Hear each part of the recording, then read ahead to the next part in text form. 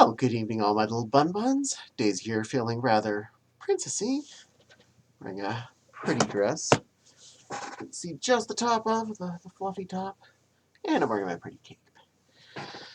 Well, tonight's going to be a thoughts video. So, it's going to be another one of the Marvel Cinematic Universe thingy-boobles. This is one of the more recent ones. Not super recent, it's probably been a few years at this point. Stuff flies by, doesn't it? Anyway, this one was actually pretty darn good. And of course, spoiler alert, just in case. Spoiler alert. Uh, and this is Doctor Strange. With the main character being Dr. Stephen Strange. At least his not character name is really easy to remember since he's, like, the character Doctor Strange is actually the guy named Doctor Strange. Played by the extremely handsome Benedict Cumberbatch. Okay, dude is pretty good looking. No questions there. He is pretty much a hottie. Yeah. So, this would be another one of the origin story type movies. We have Doctor Strange going from being an actual brain surgeon to becoming the Sorcerer Supreme by the end of this flick. Pretty darn cool. What a big step up. He's a very intelligent man. He absorbs knowledge very fast. I know the term photographic memory is not really real. It's just people have some people have a better absorbativeness of reading and some have less. He's one of the really, really more. And he goes from being a brain surgeon, a cocky one at that, to having a car wreck. His hands get all destroyed. And yeah, things don't go so well after that for him.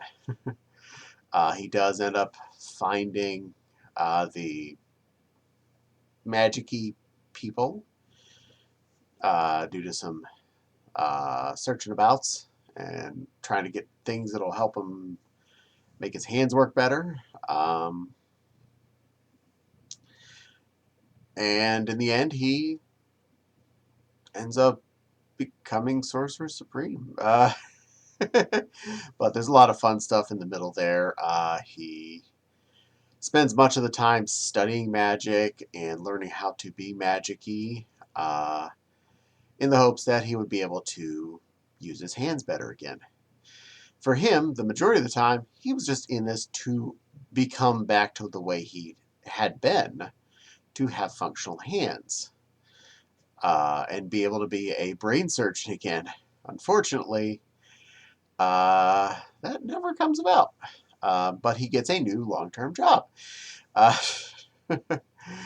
We do have a really good super bad guy that's kind of like looming in the darkness, Dormammu, and his followers, who used to be part of the Magic Sanctum people, and they, abandoned it and then came back to steal the page out of a super secret text so that they can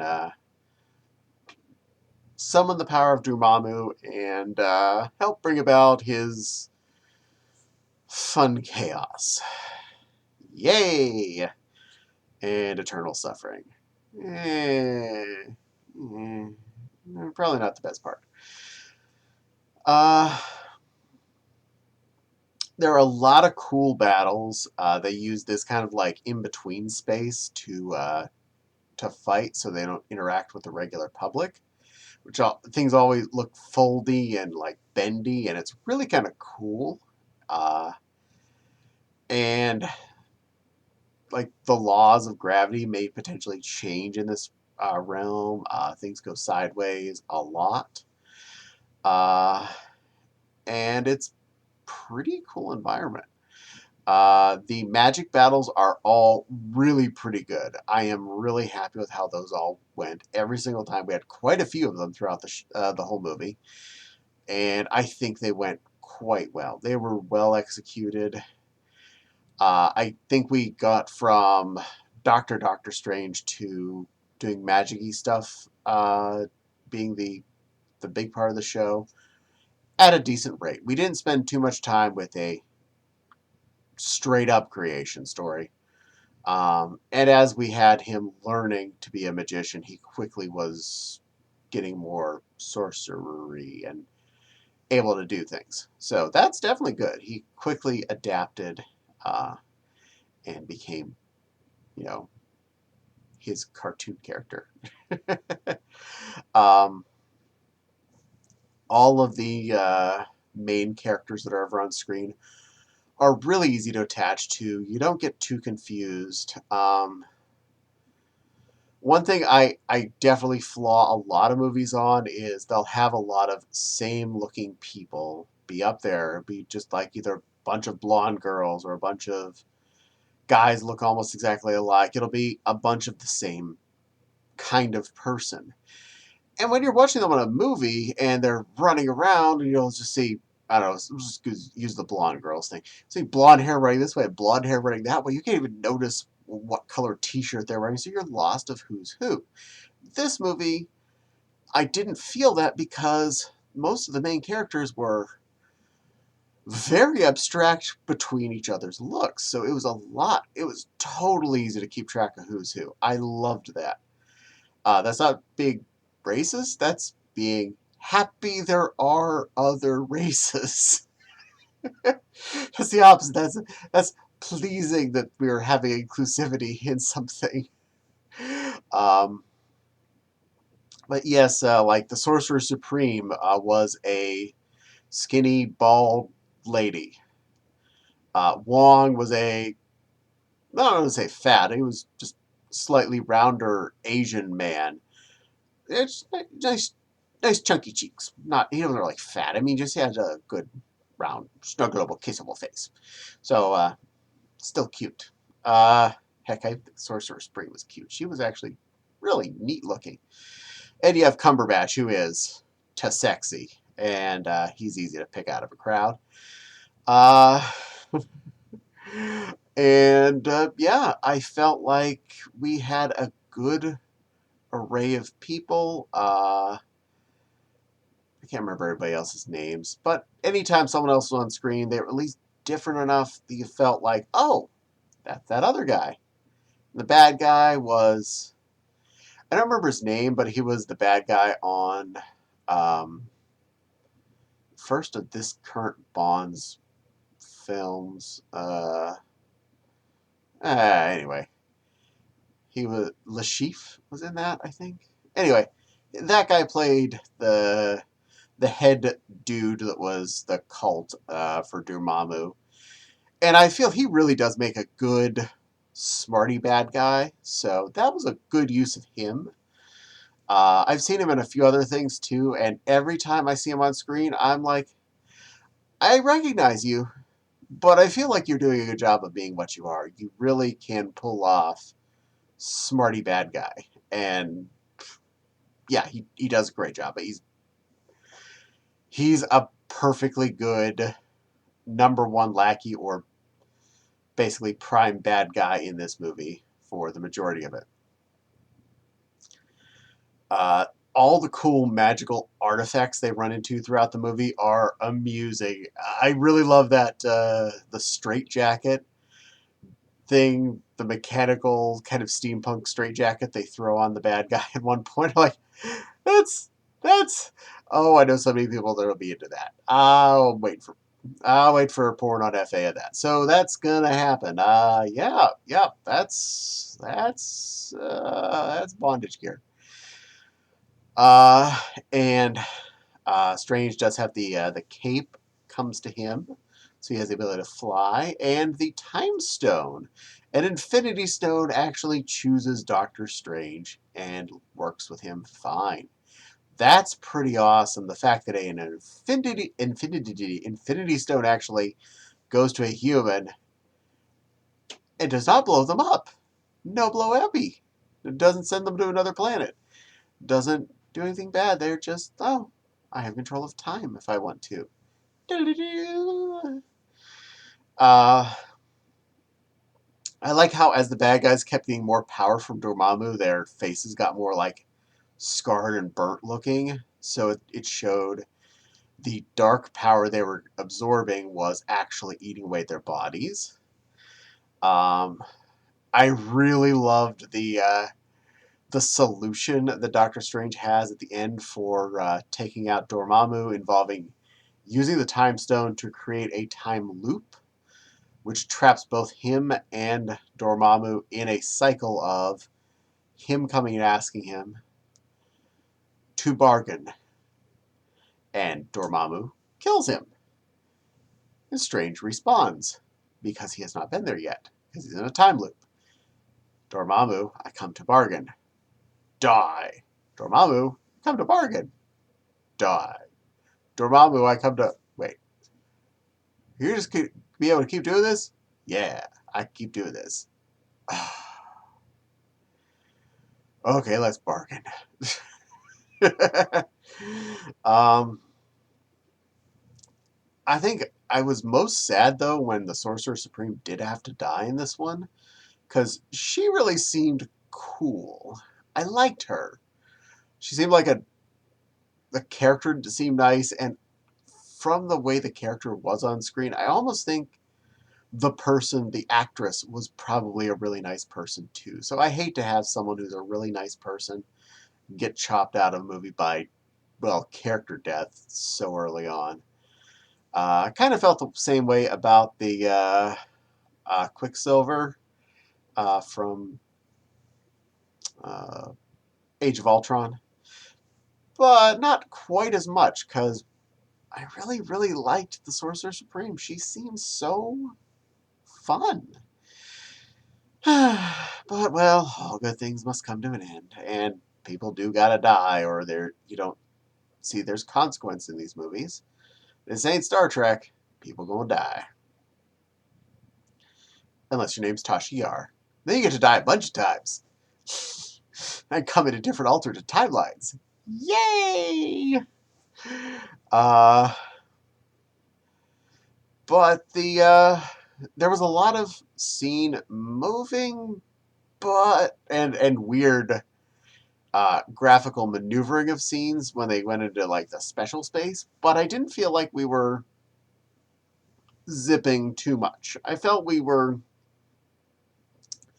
pretty well static in locations when we were there. And more so in the fact that we were in a location and we were just bending the location around ourselves, so it felt like we were going places even when we were standing still. So you had the best of both worlds there. You were able to attach the location where you were, plus you had the added bonus of the location kind of changed with you, or got cooler, or got different. Uh, Overall, the bad guys were really well written. The good guys were all really well written. The fact that the good guys weren't 100%, clean sheets made it more fun. Uh, yeah, and it introduced one of the cooler characters that would show up in Infinity War, Doctor Strange. And he also showed up in the beginning, pretty beginning of the Thor 3, Ragnarok, when Thor and Loki showed up on Earth. He's the one that kidnaps both of them and brings them back to the Sanctum because he's trying to protect Earth. And, well, Thor just kind of brought Loki onto Earth. And one of the best lines out of that movie is right before Doctor Strange throws him through the portal to where Odin was.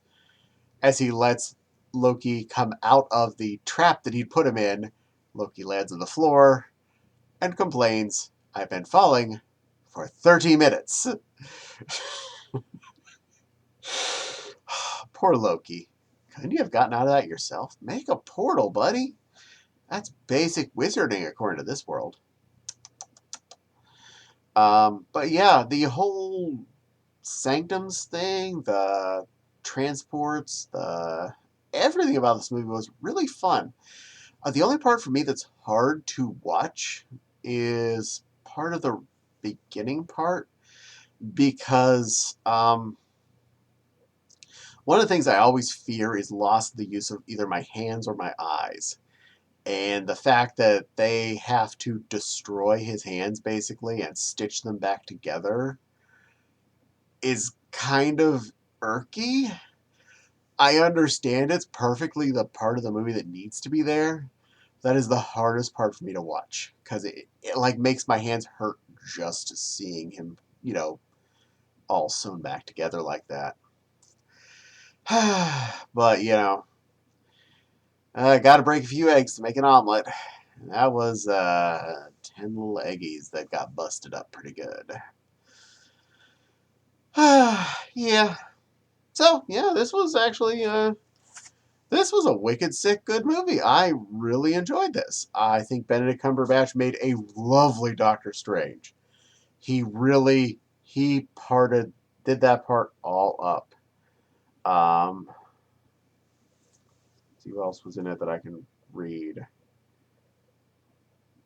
Chantel Edgerer, Rachel McAdams. I think that was the Sorcerer Supreme. Benedict Wong. I'm assuming he played Wong. And Tilda Swinton. Yeah, that was the sorceress. I can't remember who's who, but we had a good array of people. Uh, yeah, overall, it was a good ride. It is available on Disney Plus. Obviously, it's available on physical media as I have it there. So you have options. I definitely recommend Disney Plus if you don't already have it for all the movies I have mentioned I've watched. They're not a sponsor by any means. I pay for my service like everybody else. Um, and yeah, it's a great ride. Recommend 100%. Definitely up in the A plus level Marvel movies. I don't see a problem with it all. I feel it is perfectly made, good time, good length, good action, good character. Everyone that's in it seems to get enough of a part. No one seems like they're just doorstops that shouldn't be just doorstops. Um, so you have just overall really good setup. So now we come to the fun part. This is where I call upon you, my people, to leave me comments of what you thought of the movie. Did you watch it? Did you not watch it? Did you like it? Did you hate it? Was there some part that really you didn't like? Did you also have an issue with the hand thing? Because, ooh, ooh, uh, sorry. I could make it through all of Hellraiser without a problem. Hands being broken, though, that would apparently mess with me. uh, so yeah, comment. Let me know what you think, good, bad, or otherwise. I'm thick-skinned. I want to hear your opinion too. And don't forget to like and subscribe. The little dingly bell for the little dingly bell lets you know when I post new videos. Who knows? Could be a Daisy video. I love being on camera with her, and she's so much fun to be. It's good to see everybody every day. And my Patreon link and my coffee link in the description box below. If you would love to support my channel, those are the best ways to do so. And I really appreciate anything anyone does put in there. It does help make this channel be more effective. And helps make you better videos. Because I'll be able to afford better things to help make videos. Yay! Uh, well, that's all this for tonight. I hope you're having a good night. I hope everybody's feeling pretty and princessy too. And maybe a little magical too. Let's get your sling rings out and let's get on out of here. uh, anyway, see y'all soon. Bye.